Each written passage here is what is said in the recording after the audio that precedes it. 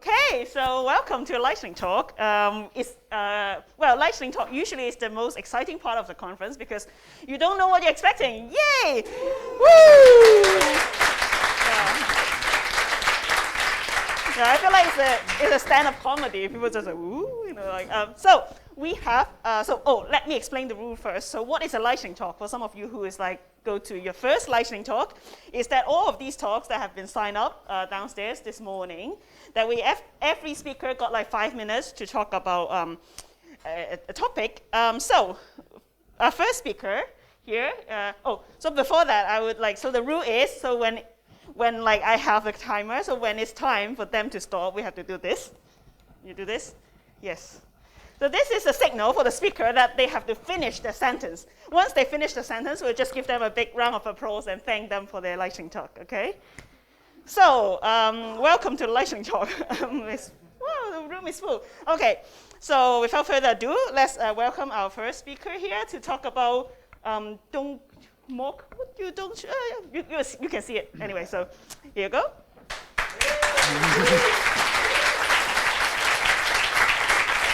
All right, is this thing on? Wonderful. All right, so I'm standing here because I've made a stupid joke on the internet, and while it didn't get me fired, my friend Christian, who is very good at making me give talks that I didn't want to give, went straight for my throat, and yeah, at least I could negotiate it down to a lightning talk, so this is why we are here. I'd like to point out that this is the second slide, and we will see about the great part.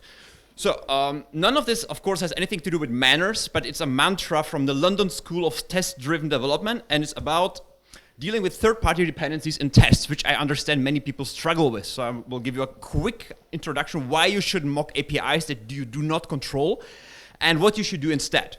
And I will use a simple but useful HTTP API client as a case study, and we run a Docker container registry at work, and sometimes I want to have an overview of all the repos that we have along with the tags. So this data is available as an HTTP API. If you don't know what this is, what Docker is, it doesn't matter at all. All you need to understand is that we are going to talk about HTTP APIs. So I'm going to write a function that fetches the data from the API using HTTP and return a dictionary from repo names to a list of the version tags. And we will call this function getReposWithTags. Now this function takes an HTTPX client, which is currently my favorite HTTP library, configured with a base URL so we can leave out the hostname from the requests. And we will build a dictionary again, from the repo names to a list of tags. First, we will fetch the names of the repositories by using a get method against the API, and we will extract the repositories from the JSON response. Then we will iterate over the repositories, and for each repository, we will fetch the tags and store it into the dictionary. All right, and then we return the dictionary. That's all there is to do. It doesn't look that bad. You can pass in a fake client that doesn't talk to the network. It can return the exact data you want, and you can simulate errors. So it looks great, but I'm here to tell you that it is not great. Why? Well, if you want to test this, which looks easy enough, you end up with this monstrosity. You need at least 3 nested mocks just to verify that if you call get and return an empty repository list, you get an empty dictionary back. It could be 4 if I didn't use that lambda over there. So look at all this noise. We only care about these 3 blocks, but it's just dying among the noise. So the problem here is we are testing business logic, and we have to mirror the structure of the HTTP client library in business tests, and we even have to do fake JSON around there. So this is not good. This makes the test less expressive, and none of this belongs into business logic tests. And since you don't own the client, you have no control over it. That makes your tests also brittle because the APIs can change. Or maybe you want to switch out your HTTP client, but you don't want to rewrite all your business tests just because you switched your HTTP client. Which brings us to the core point, that there's a difference between owning a component, for example, a library or a driver, and owning an API to that said component. And this is the core point here. So in other words, if you have an API that you do not own, for example, HTTPX, request, a PsychoPG, whatever, but you want to mock it, you write a thin layer around it and mock that. So let's do just that. So we have a class. It's called Docker Registry Client. It has an HTTP client, and we implement Git repos the same way we just did. It's just like this. Get repo tags, the same thing. Now you see this layer is very simple, and it should be simple because it's very hard to test. This is the layer that communicates with the universe, so keep it simple. If you add logic to this layer, you're just pushing the problems of testing into this new layer, which gives you nothing unless someone else has to maintain it. So now we can rewrite our function with the new APIs. Now, isn't this much more idiomatic? Actually now, without the noise around HTTP, you can see this could be actually a comprehension, which is also nice. Now, let's rewrite the test. So the font is bigger, so it must be clearly better. And it is simpler, it is more idiomatic. I still do not like mocks. I prefer stubs, but you can understand this one in one glance. Another benefit is, once you want to go past the simplest test of returning an empty list, you need to mock get repo tags too. And in this case, you just add another line, and that's it. You got it. Instead of having like one smart mock, which is named always get, and that has to return different values for different calls. So it makes more sense when the logic is more complicated, but the same rules apply. That's it. This is why you don't mock what you don't own. I'm Hinek, follow me on Twitter!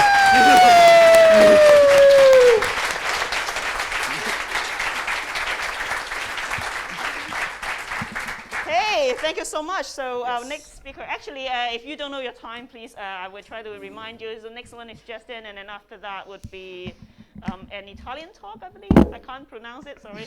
But yeah. I'm going to help you. Oh. But it's going to be in English. But Yeah, it's fine. Okay, so while they're setting it up, usually what happens is I'm just going to tell you random things. So I found that actually I'm quite confused when I come to PyCon Italy because I'm confused with the time because like when it's time for lunch and I go downstairs, I have lunch, and then I had a dinner because there's wine. There's so much food. So I thought it's having dinner. It's like, oh, why am I having it? Okay, fine, let's have it, very nice, oh, I have some wine, And then later when it's like time for coffee break, right? So I was like, oh, I want a coffee. I go to coffee break. They give me sandwich. I was like, this is lunch. Like, what? Like, we're having lunch. It's not a coffee break. It's so weird, So yeah, like, who loves the food here? Who is like well-fed? Yes. Oh, so nice. I really love the food here. It's like, like I said, it's like the pasta here in this country is never disappointing. I was like, anywhere I go, I can just have nice pasta. I love it. So this is, but my trip coming here is actually not that smooth because, like I don't know, it's like 7 stars aligned or whatever. Like this time, PyCon Italy is like happening in the long weekend in UK. Like one thing you should know about people in the UK is like because we have really weather, right? It's like it rains all the time. So we love to come to places like, Florence. It's like, oh, so nice, all the culture, all the weather, oh, it's beautiful, So the flight here is, very packed. And when I go to the airport, right, I have to queue up. I have to queue up so I can go to security and queue up. So it's really, really, I don't know. I go to the airport 3 hours early, and I'm scared I will miss my flight because of that. So not so nice, But anyway, I'm here. I'm safe. I'm here. I'm like, I feel like I should, tweet about it. It's like, I finally arrived. I feel like I've conquered something, It's very nice. Also, what I love about Florence is that I would also have a lot of gelato. So, by the way, for those of you who don't know, I love ice cream, right? So I invented something called the ice cream sprint. So sometimes, after lunch, I would invite people to come with me to get ice cream. So if tomorrow, if you see me after lunch, you should come to me and say, oh, where should we have ice cream? Then I'll be like, yeah, let's go get ice cream, right? So today I discovered a very nice gelato place, which is like just around, well, it's not that around the corner, but like we have to walk a little bit, but you get nice gelato. So please follow me tomorrow. Does it work? Does it not work? Still working? keep talking. Keep talking? Okay. It's my job to talk, and you're stuck here to listen to me. Yay. So what else should I tell you? Oh, I should tell you about my funny story. It's stopping me. Let's go. Yeah. So funny story about me traveling. So I travel a lot because maybe some of you see me like so many times that you get bored of me already, so you want me to go, right? So, but actually I travel so much that I make friends with the border control staff.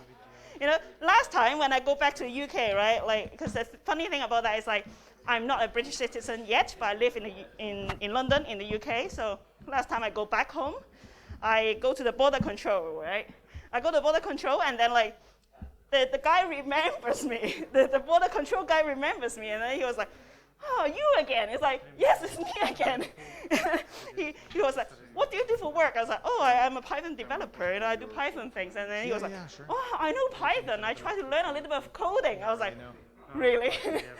so we had a conversation about like how to learn coding, what is Python, what is PyCon and all this stuff. And at the end, I was like, "Oh, do you want my fingerprints and stuff?" He was like, "It's fine. I know you." Let me go.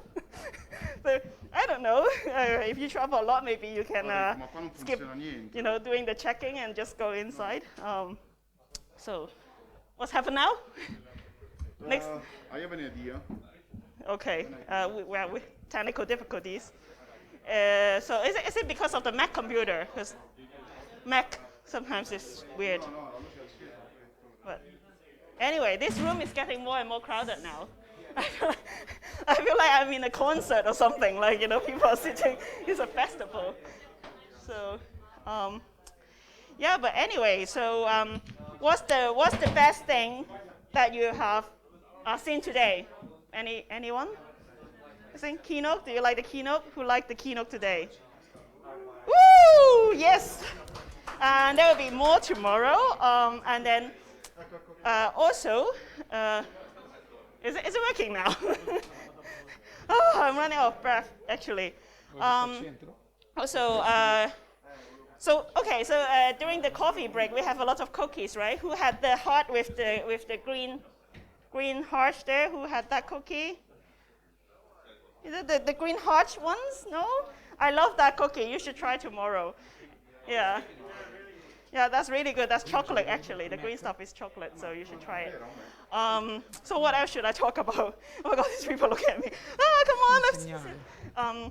So, hi, someone's taking a picture. Also, did you bring the water bottle to get water? Who bring water bottle? Yes, yeah. Thank you. Like for the environment, because like I know some people don't. So, but yeah, like I wish the sponsor they know and like give us bottles. But I do bring my water bottle. The water bottle, actually, there's the fun thing about my water bottle. So my water bottle is just a plastic water bottle, but it comes with me when I go hiking. So when I go hiking in Scotland, it's very, very cold. Yeah, right. So there's small seat there. Yeah, so I keep a water bottle, right? So it's very cold. So usually what I do is that when you go hiking, right, a hack about the water bottle is that you can heat up some water, and then you pour it in the water bottle, and then you can shove it in your sleeping bag, and it will keep your feet warm. So that's my hack of using a water bottle. So if you love hiking, you should try that, especially when it's hiking in Scotland. It's quite cold over there in the Highlands. It's still very cold in April. So is it working now? Oh, look at those trees. That's beautiful. Okay. So also highlight about PyCon Italia is that. Am I done now? Thank you. So you are still stuck with me, sorry.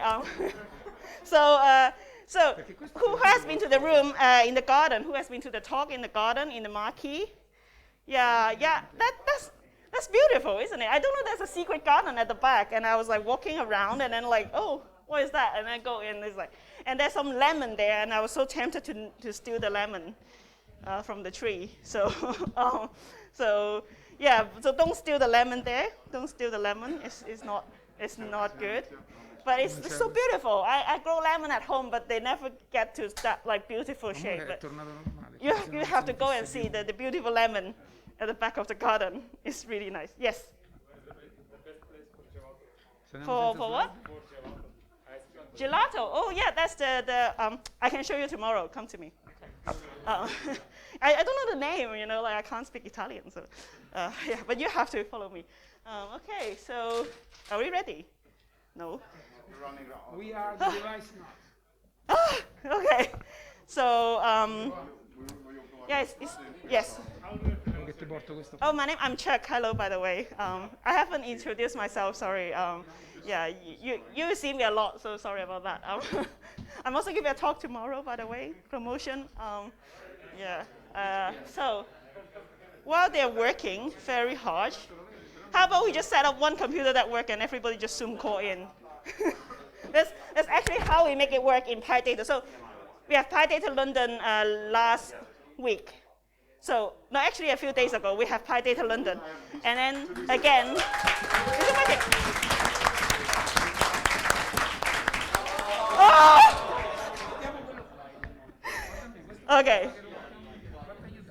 Okay, now it become a really, really big problem for me now. It's not working, we are running out of time. But anyway, so how we solve that problem in PyData London? By like just try to make one computer work and everybody just Zoom call in to that computer.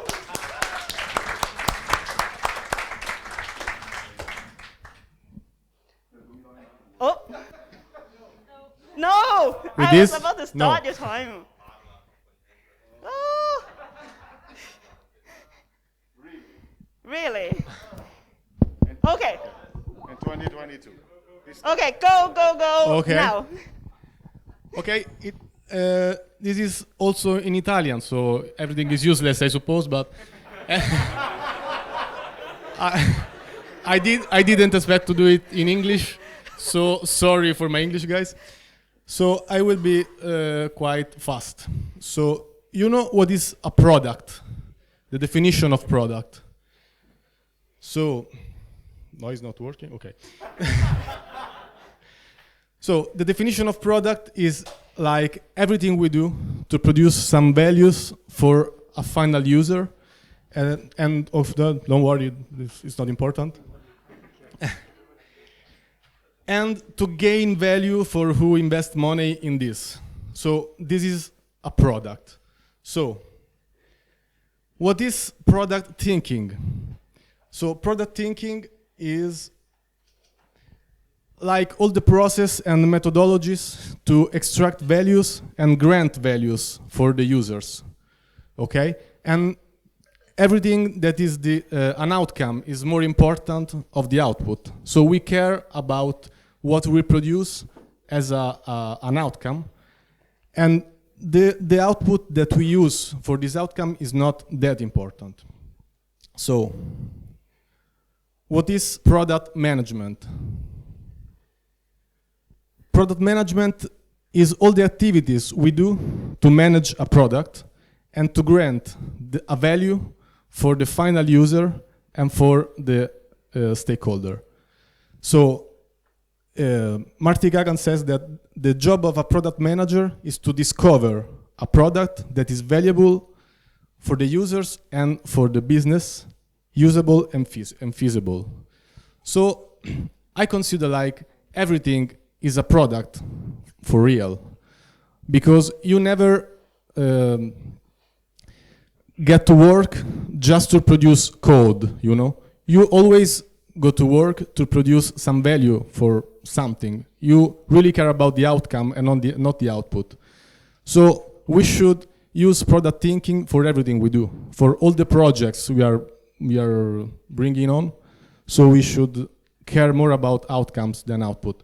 And the discovery is the activity of caring about this. So how many of you knows the discovery process about the software management and software development? Like somebody, okay. When I asked before in the Italian track, it was like just 3 people, so we are better. So what I want to communicate here is that the product management is like a new way of thinking about our projects and our products, because everything is really a product. And what I want to show you in this lightning talk is that will be a conference, but I'm sorry because it is in Italian, that is in Rome next month, where a lot of people from a lot of very good software company speaks about this. So the product management, the product thinking, the outcomes over output concept, and that's it. Thanks a lot.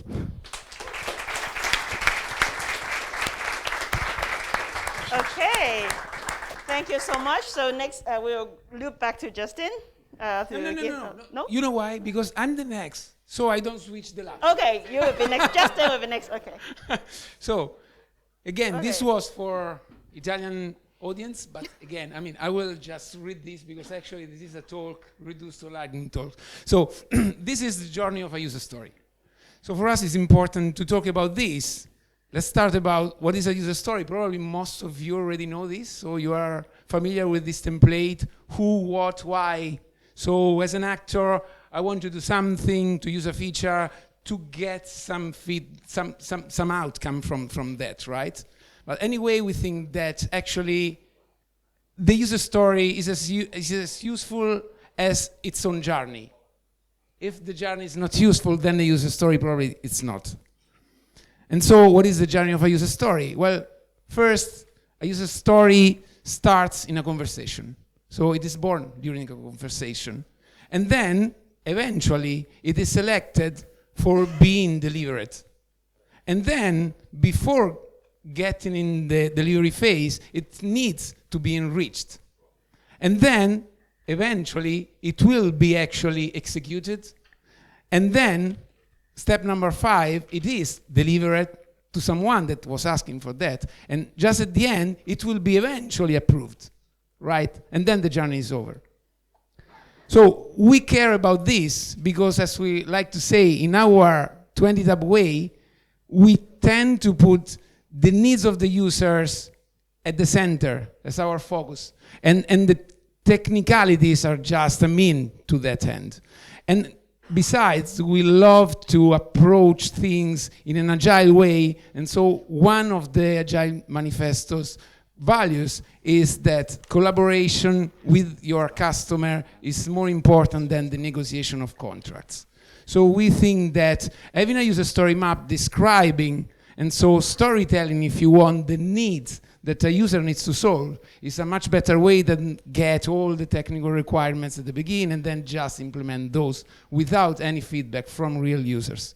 At this point, a user story is just a little piece of that storytelling, and that little piece, at some point, is something that might show up like this example that I will put. So let's think about this, and now I start to read for you. Marco, which is an Italian name, just want to organize, as an idea to organize a dinner with his friends. And so the story is that Marco will keep in touch with his friends, he will propose to have a dinner, they will decide a day, and then Marco will organize the logistics of that dinner, so he will reserve a restaurant and then define a menu and so and so. So many times at this level, when the user story is just the template that we have seen, you don't have all the user story that you will deliver, right? So many times the user story will be obtained by splitting former user stories. So that is completely acceptable. And then let's have a look at the journey of one of those user stories. For instance, Marco will reserve a restaurant that offered the menu as desired from his group of friends in a way that that group will join the dinner with their own satisfaction. So let's get started to actually act.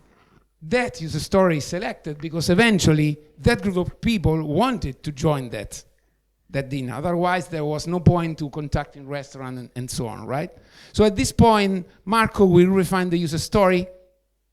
And at that point, that template would be enriched with Marco, then will get agreement from his own friends to what they need to achieve, right? And so acceptance criteria in this case might be, okay, the restaurant will be the chosen one and it will be reserved for that night at the time that we want. The menu will be the desired one, confirmed from the restaurant, and so on. So before we start contacting the restaurants, he will try to figure out what his friends wants, right?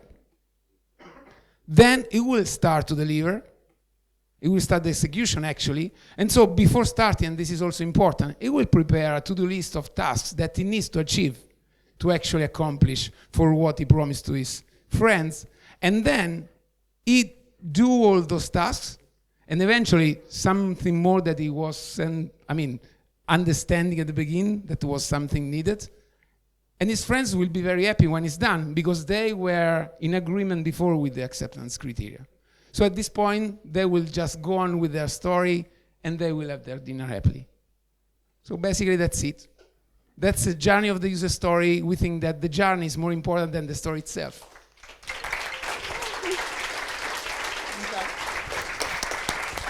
Thank you so much. Thank you for translating the slides for us. Thank you. So next will be Justin, and then after Justin will be Florian, talk about phishing help, so get ready. Let's talk about, so we'll have the drink later today, right? We'll have the drinking social event, a lot of drink tonight.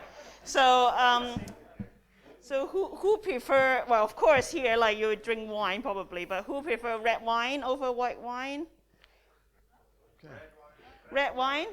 You are the red wine person, yeah? Who are the white wine person? Rosé. Oh, rosé, you can, but rosé is not red wine plus white wine, right? No. That's I have been like shocked, like, you know.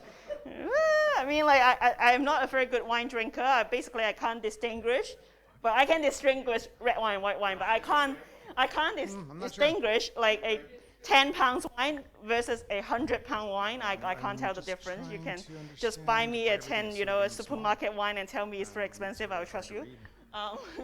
So I'm not very good. So maybe you can teach me something today. Tell me whether the wine is good or something. Yeah. So woo!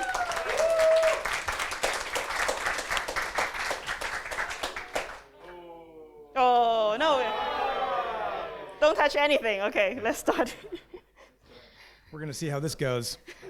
So I'm Justin Mayer, and today I'm going to talk to you a little bit about building an app store for open source.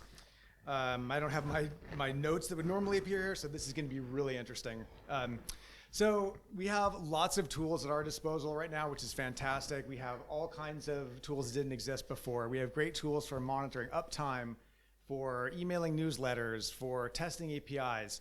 But there are some problems with some of these tools that relate to the proprietary nature of them. The business models, to me, are front and center. There are two ways that you can generally make money when you're selling software. You can actually sell the software and charge a certain amount of money for it, or you can sell the data that the software generates. The worst kind is where you get both of those, right? I'm not a fan really of business models that focus on selling your data. I'm definitely not a fan if you're going to take my money and then also sell my data. It doesn't really seem like a fair bargain to me. The other issue with a lot of these proprietary tools is data portability. So we all put this data into these systems, and if we ever want to move somewhere else, we can't really get that data out. And that's not really fair. It's our data. We put it in there, and we should be able to get it out if we want to. Another issue is pricing. So this is pricing for a very popular uptime monitoring tool that I just picked, as an example. And if you're say a small team of 10 people, you're looking at spending a minimum of $250 a month. If you need more features, it's $500 a month.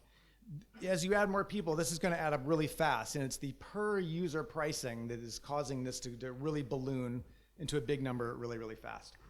Open source solves a lot of these problems. It solves data portability, it solves a lot of the privacy issues, and it can solve a lot of the cost as well. The problem is that software is really hard. I don't have time. I'll come across some open source project and think, oh, this is really cool. I want to try this. And I see, okay, it's some Node.js stack. I don't really know how to deploy that. And they're using some weird database I've never used. I don't have a weekend to figure this out. And so that's one of the really big problems with open source projects is that difficulty. So I wanted to solve this thing, and Luca Fedrizzi, who's one of the organizers here, he and I have been working on trying to solve this issue, and we've come up with something that we think is kind of interesting.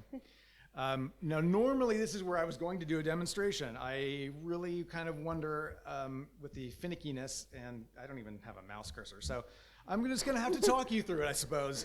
So there's not really going to be much of a demonstration. You can come and find me later, and I will show you. But the gist of it is, we're using Django. We are using HTMX for the JavaScript interactions. We're using Postgres for persistence. And the real heavy lifting is being done by Ansible and a companion tool called Ansible Runner. And what Ansible does is it configures a server. It installs the open source project that you log in. You tap and say, okay, I want this uptime monitoring tool, and it then configures a server for you, hands it to you, and says, here you go. You didn't have to spend a weekend learning how to do it, and that's the gist of it. It's easy, it's simple. It's the idea is like it's an app store for open source.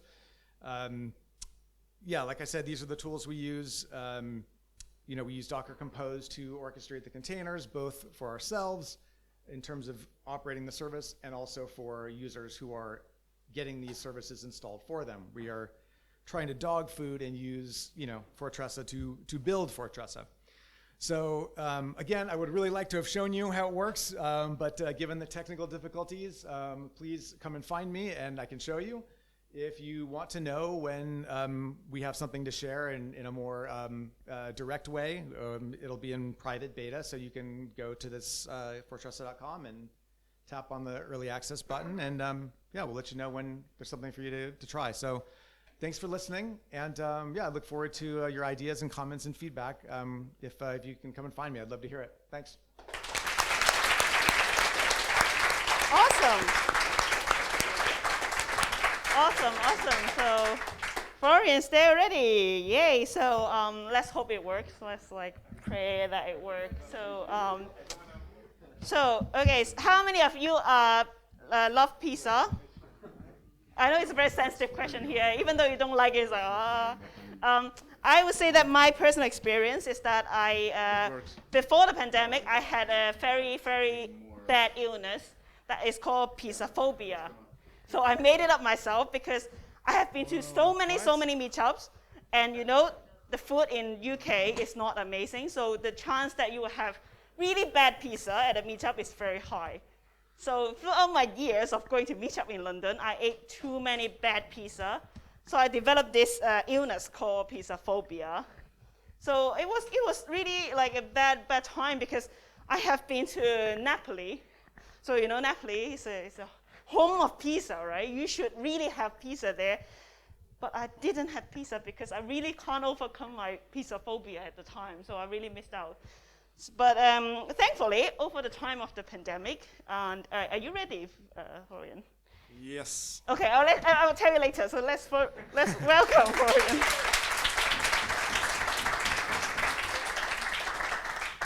So I was all prepared to be ready in like 5 seconds, and then this was a 4K screen and not a full HD one. So it took me a little bit longer. But yeah, there we go. So could you raise your hands if you have seen this before at PyCon Germany? Okay, just a couple of you. Good. So fstring.help, or how I bought yet another domain. Could you raise your hands again if you know pyformat.info? That's a website telling you about how to use Python format strings as kind of a quick reference, and I've quite enjoyed it for a while, in a time before fstrings. So it tells you things like, also referring to old-style Python 2.7 formatting, it tells you how to kind of format your strings with string.format, with a couple of examples in a nice and digestible way. Because it turns out documentation is kind of hard to find, it's been a long day, about this. And this was a nice quick reference. But then fstrings came along, and back in 2015, someone opened an issue in their repository, hey, could we add fstring references there as well? And then another issue 2 years later, and a third one in 2019. But yeah, nothing happened really. And if we look at the contribution graph there, this project has been pretty dead, unfortunately, for a while. So I looked at the commit log and saw, oh, they mentioned a version 2, so maybe they were working on some kind of bigger refactoring. But even there, no activity for the past 4.5 years or so. So I kind of gave up on the idea of trying to contribute it to that website and thought even back in 2019, hey, let's get fstring.dev and do my own thing. Then at PyCon Germany 2022, I thought, wow, I should finally finish this after not doing it for like 4 years or 3 years, because they're a lightning talk and they can like tell people about what I built. And yeah, that's what happened. fstring.dev wasn't available anymore. Back in 2019, even Contact Privacy Inc. customer 124547 something got the domain, and turns out they don't even use it. But yeah, back to square one. What was suggested by the place I get my domains at was f3.inc. But yeah, 100 euros is maybe a little bit much for a quick reference. So I thought, hey, why not fstring.cat? I mean, cats are awesome, even if I'm more of a dog person, but still. And there is even a promotion. I get it for €5 for the first year. But then I remembered, wait, there was something special about cat, because it's not about cats. It's about the Catalan-speaking community. And in order to be granted a cat domain, one needs to belong to the Catalan linguistic and cultural community on the internet. Like neon.cat, obviously. So yeah, back to square one again. And I looked through a list of domains, and then I made, fstring.help. Why not? It helps you find your way around fstrings. So that's what I built. After giving a PyTest training at PyCon Germany, I ended up finding some typos and such, but now they should all be gone, hopefully. It's just a quick reference about how to use fstrings with a couple of examples and such. Built as a Jupyter notebook, so you can also click on a binder link there and kind of explore it interactively. Then some days later, Trey Hunter contacted me, a well-known Python trainer, and he told me,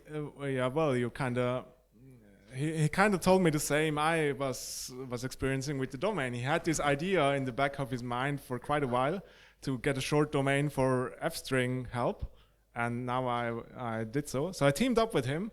And there's now also fstring.help/cheat, which has an even more compact cheat sheet format.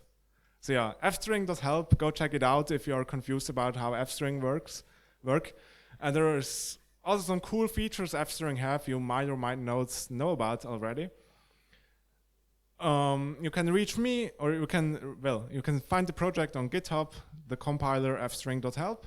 You can reach me on Twitter, I'm the compiler there, or you can reach me at florian@bruhin.software. Thank you very much. Okay. I love the domain name, by the way. It's really good. So definitely I will remember it for the rest of my life, and I'll check it out. I hope you own it for longer. So next is Gilliam and Joey. Is that correct? Sorry, I really, yeah. So come on stage and get it set up. And and the next one is me. So if can I borrow your computer and not take it away after you give the talk? Yeah. That's Maybe good. USB for stickers doesn't work. So I think you're already ready. So which is good. Yeah. So without further ado, let's get. Let's get started. Come on. Okay. Yeah. Let's get started. Woo!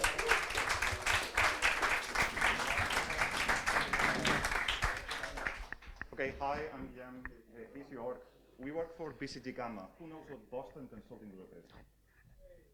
You know, the second largest management consulting firm in the world? We have an AI branch, and we're 1,600 people, so you know, a lot of data scientists and data engineers. And there are 6 of us here today. We care about Python a lot, so 80% of these 1,600 people use Python. We sponsor. Really care about Python a lot. And so we're nice people, we're hiring, we're sponsoring. So can you please, the BCG Gamma guys, stand up? Yeah, stand up, please. Come on, don't be shy. Woo! So we're nice people, come to talk to us, and if you want to give any feedback about this session or you want to be hired by BCG Gamma, just come to us. It will be great. What do?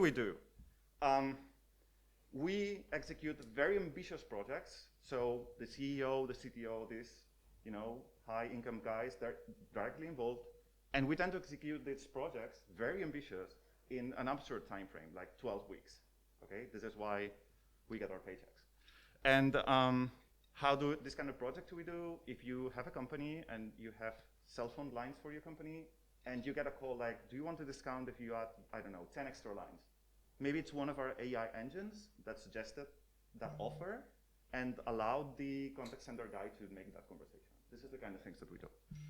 And these very ambitious projects, very intense timelines, and we're successful. And we realized that the only way of doing that is if we try to reproduce the success by bringing a lot of digital assets. And this means all the platform, from the application that you can reproduce, the libraries that support those applications, and even the platform. And this is the platform, what we call Atlas, what we're going to talk about in this 5 minutes. And I will hand it over to Jörg. Thank you. So Atlas is the lowest layer here. And imagine you do this high-intense project. So imagine that you are starting out and you want to build this entire data platform for a new client and execute it in a week to have something up and running, at least in an early version, so that a team of the 6 or 8 data scientists, they don't sit idle and they don't cancel out. So of course, as Guilherme said, it's only possible to come with some assets. And here, this is what we want to give you the idea of what we did, just in a rough fashion, and you come to us and we speak to you more about it. So what did we build? So we have at the base layer around more than 10,000 lines of Terraform that provide basic fundamentals about our platform. And this plan is to keep these very lightweight, so they can be on multiple cloud vendors, the main ones. But then build on top of that an open source components that are based on Kubernetes. So that means everything is Dockerized. The models, the frameworks that do orchestrate them, such as Airflow, there have been some good talks on that today. MLflow for the model lifecycle management, the models themselves when they do run. Spark on that same cluster, also in a distributed fashion. We have visualization tools such as Metabase and others, Tableau. And there's more that support the whole way of developing. So we have a GitLab-based embedded development environment also on that same platform. So we are building these tools that run Atlas on top of Atlas. And that's something that we will love to speak to you more, because it's really a heavy open source based stack that is very non-proprietary and very easy to maintain, to make it modular, and to keep changing it to the needs. Because clients do have big constraints where we go to, and they do have constraints that make things possible and other things not possible. So that's something we need to cater for. There's really nothing magical here, so it's just the outcome of a lot of hard work. So it's probably 5,000 to 10,000 hours of senior and lead engineers in our company doing it in the market, doing it to market needs, not in a closed room, really with what's needed. And that's something that we have now, after a few years, really come to build. We have on this platform Helm, using Helm in a heavy fashion to make deployments that are in an application fashion. So we have used GitOps to deploy the whole platform inside of itself, as mentioned. And we have a model deployment system for our models, so we can have multiple environments that cater to the data, to the release stage, to parameterization of models. So everything is quite cutting edge here. So love to talk to you more about it. So to close things off, this is the last one. So come talk to us, and we are here. Okay, thank you so much. May I borrow the computer, please? May I go to a web browser, please? Oh, you have that. But yeah, I think it's quicker if I can just borrow a browser. And could you mind typing europython.eu, please? Yes, that's all I want to show. So yeah, so it's me. So I have 5 minutes. So maybe you can time it for me. Yes.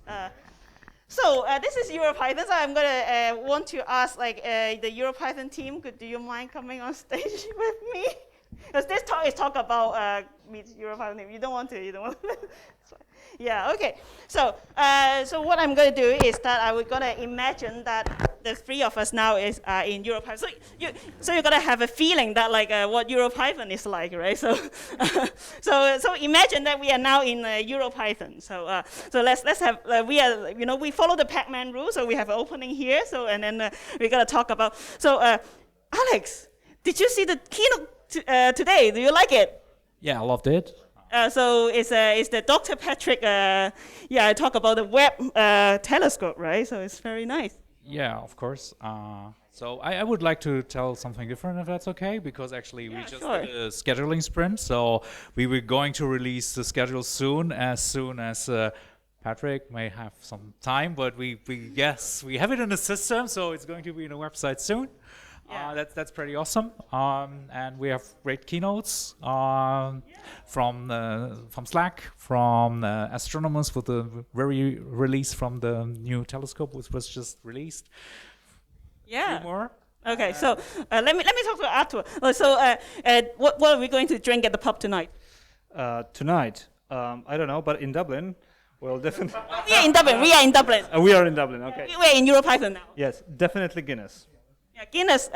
Do you have you tasted Guinness before? Why we have to drink it? No, it will actually be my first time in Dublin, or first trip to Dublin, I would say, and yeah, I'm looking forward to it. That's great. So let me talk to these people. So, do you enjoy EuroPython? Yeah, I do. I mean, in this organization this year, I'm just kind of a guest. I mean, I did something, not a lot, because I was tied up in PyCon Italia. But I mean, why? I mean, give me a reason why you should not come to EuroPython this year. They have Guinness, they have Python, they have, I mean, something else. I mean, we have Guinness, Guinness, and then they have Patrick. Yeah. Okay. So let me talk to Patrick. So. You see, I don't have to sell you anything. Okay. So Patrick, so in Europe, will you stay for the sprint? Yeah, just one day, but definitely I'm gonna sprint on my open source project and maybe on the EuroPython website. So we wanna do some improvements. Yeah. So do you want to come to the sprint with Patrick? Yeah. Yeah. Okay. Okay. One more thing. I remember something that I mean, EuroPython was in Florence for 3 years in a row. 2011,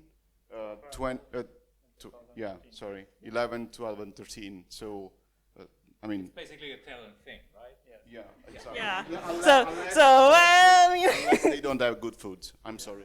Oh well, don't worry. I would bring you to have a good ramen in Dublin. So you would have good food. I promise you. I would show you around. So I think that's it from us. This is the date. Mark it down in your schedule, and book your flight from Ryanair. It's really cheap. Okay. Yeah.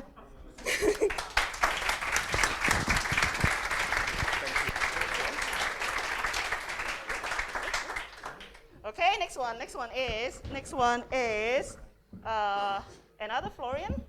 Talk about modality. Yes.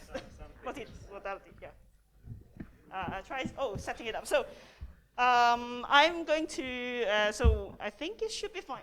Very quick, have you set it up? It's not showing the screen. Maybe you have to do the screen thing. Can someone help, please? Do I get the wire or something? Yeah, I think you have to maybe switch the screen because this is not showing your screen. So so let me continue my story about the pizza phobia. So so how I got to recover from my pizza phobia is thanks for the pandemic for 2 years. I haven't been eating pizza because I wasn't going to meet up, especially I haven't had like bad pizza in London anymore. So I start recovering from my pizza phobia. So I think this time, since I'm in Florence, I have to try some good pizza. So if you have any place that recommend that I won't be disappointed and have good pizza, please let me know so I will have good pizza. I would love to know where I can good. So what is your favorite pizza? Margarita for the win. What is that? Like, what's the topping? Could you explain a little bit? Like what? It's on sausages. Sausages, is it like a foreign thing or is it like just a general Italian thing? You can put everything on a pizza apart from ananas, you know. Pineapple? Pineapple. Okay, no pineapple. I said ananas. No pineapple. Okay. So yeah, I grew up in Hong Kong. So in Hong Kong we put weird. Oh, Okay. you're ready? Okay. Let's go. Okay. Speaking of pineapple pizza. Okay, I don't have a good handover. Who's Python engineer? Okay, not everyone. Who heard of Python at all? Yay! Who's working for Gina? Yeah, remember these people? And who is leading the Gina Now team and is hiring? Yay! Okay. So I know what you might thinking. Like, Florian, why do you go twice on stage? No, it's not me. It was another Florian. So, come on, a bit. Okay, now we start. So, cross-model search. You might have a lot of different data. So some sounds or some images, some text data. And you would like to search on them.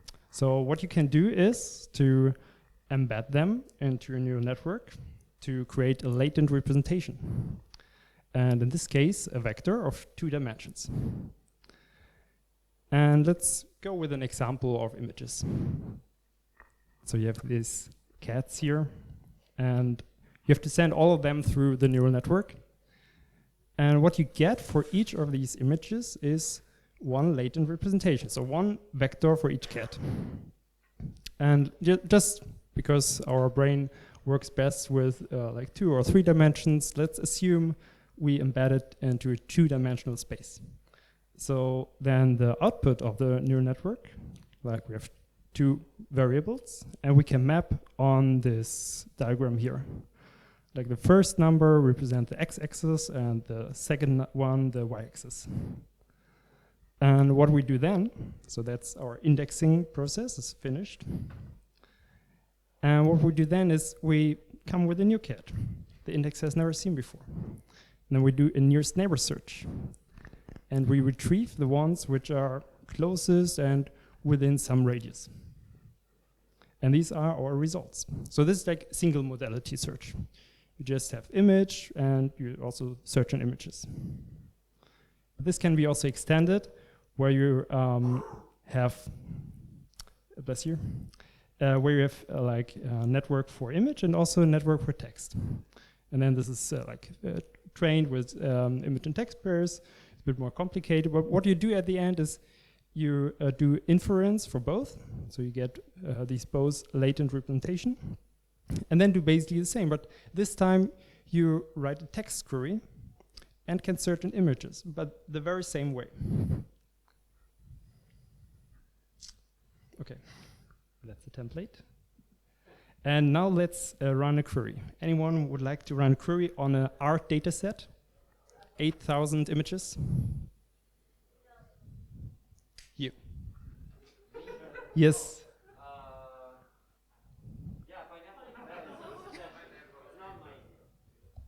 I will kill you. Okay. I don't know if back then also people, yeah, okay. Like, but you get the idea. Like it's 8,000 pieces of art, and it tries to find the closest matching thing. Yeah, you can write the full sentence like 77 tokens. And by the way, just to make sure, like last time someone said, yeah, but this is like boring. You just have some text and then searching on the text. No, it's not. It's like understanding the image and really searching on the image content. And therefore, you can be very free in what queries you actually make. All right. Yeah, check it out. We're one of the sponsors. Gina Air, pass by our booth and you will learn more. Thank you.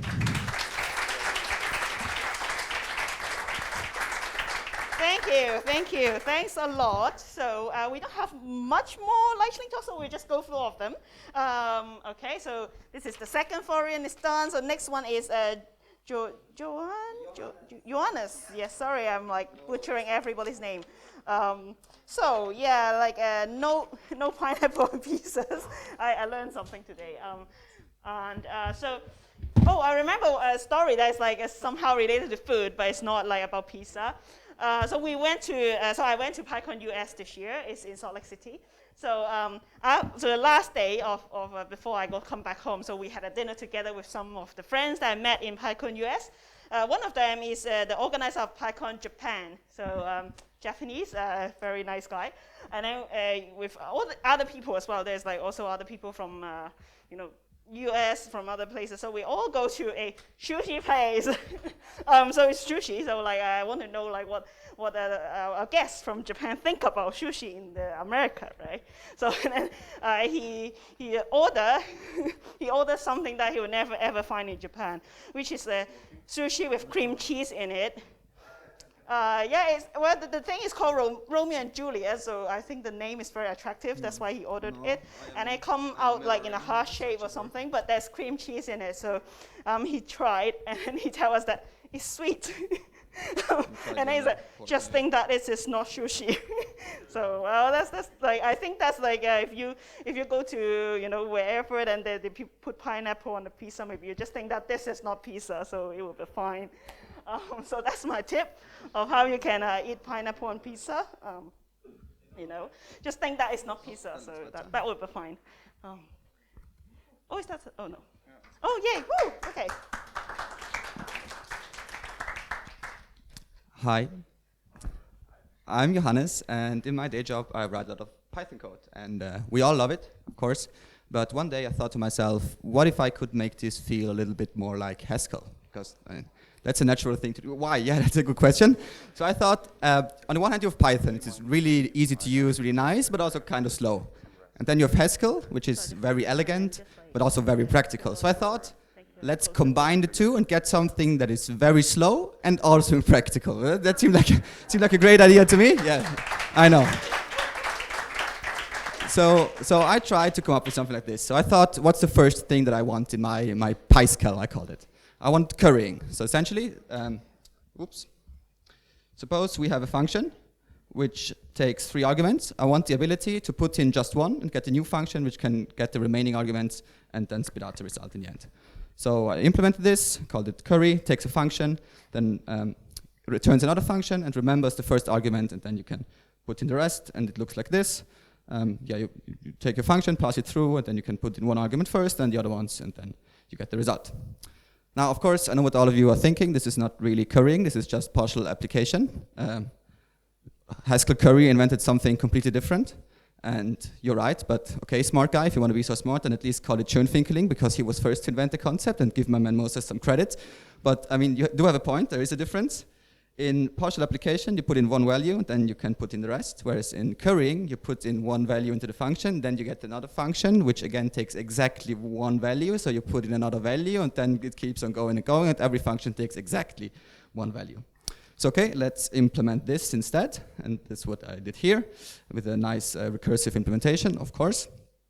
And just to make it a little bit nicer, I wrapped it up into a decorator, and also did some overriding of some operators in Python. Don't worry about the details, you can find this code on GitHub if you really want to dig into it.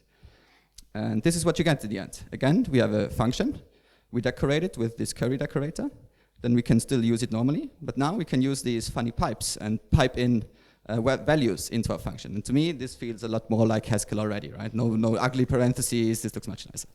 What we can also do is we can pipe in just one value and then get another function, pipe in another value, pipe in the last value, and finally get the result. So that seemed pretty cool to me. But we can also do other stuff. For example, infix functions. So say we have a function plus. I don't want to write plus 1, 2. That's very unnatural. That's super ugly. I want to write 1 plus 2. That's way cooler. And turns out you can actually do this by overriding some other operators in Python. In this case, the pipe operators. So again, here's the code. Don't worry about the details too much. What we get in the end is another decorator that you can put on your function, and lo and behold, you can do stuff like writing 1 plus 2, and it will give you a result, and again, some more functional feel in Python, which I feel like is very nice. So with all of this in place, we can now do some functional programming in Python. So first of all, we just import everything from this nice PyScale package. And here I implemented the fold-L method. The Haskell people among you will know what it does. It's also included here already, but just to show that it's very easy to implement functional style here in one line. What it does is it takes a function and an initial value and then a list, and then it applies the function to the first value and then to every value in the list and sort of folds it up and gives a result. So we have all of this in the PyScale library. But now, what if we want a function that can sum up every element in a list? We can do this in ordinary Python, or we can do this the functional way, which I think is way more concise and way more fun. So what we can do is have something like this, define a sum, which will start off by being a foldl function. Then we just pipe in our plus function from before, and an initial value of 0. So we now defined our sum function. And lo and behold, we can take it and put in a list that could look something like this. And it's summed up. So that's how you can make Python feel a little bit like Haskell. That's all I have for you today. It's based on a lot of other people's projects, so check them out. You can check out the code on GitHub, and that's all I have for you today. Thank you so much. Okay, thank you. So, we have the next talk is here is the next talk is Liza, woo, and Anastasia. So we end the lightning talk with a very good speaker here. So yeah. Yeah, then we can all go to have dinner, and then we'll come back for the drink, and there will be a lot of drink. And so, Liza, what's your favorite alcohol of choice? Cocktail. What? So imagine we are in a bar. So what will you order for drink? Not this time water, but let me think. Caipirinha. So it's a Brazilian drink. It's a Brazilian. Explain what it is. I've never drank that before. It's with lemon, sugar, and some ice and some. You're right. Okay, so there's strong alcohol. some strong alcohol. Is it moonshine? Like what alcohol is that? Can I buy that from the shop?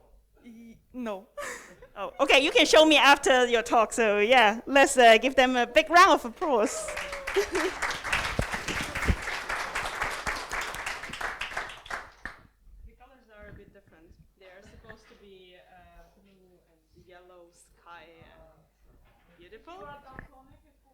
But you can see it here, so imagine that I'm a background of the slides. That's going to work. So what is the conference? Done, adjusted.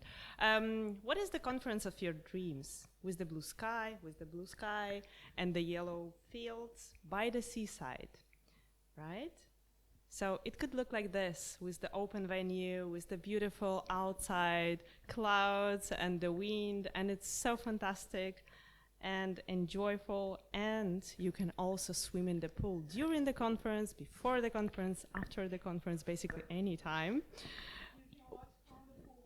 Yeah, you can watch from the pool, and you can also, at the same time, give a talk, right? And also, you can do morning yoga, which is really great for the posture, for your mind, for your body. It's just fantastic to start the day, the conference day, with the yoga, or maybe start the next day of the yoga activity. And at the same time, the conference could be pets friendly, so you can bring your beloved friends with you to enjoy the conference and learn more Python together with you. Exactly. My dog is a developer already. He is giving workshops. Maybe you saw them at the EuroPython last year. He did give a workshop. And also you will have a lot of fun together with other Pythonistas. Lisa? So this conference exists. Is held in the Ukrainian city of Odessa, located to the Black Sea. No, there are no pirates there. You can follow us here and try to see what's happening in next years. We want to actually ask you for your help, because we want to support PyCon Odessa and Ukraine. And we can make this possible, the country where instead of darkness, we have a peaceful blue sky with yellow fields. See you in the next PyCon Italia.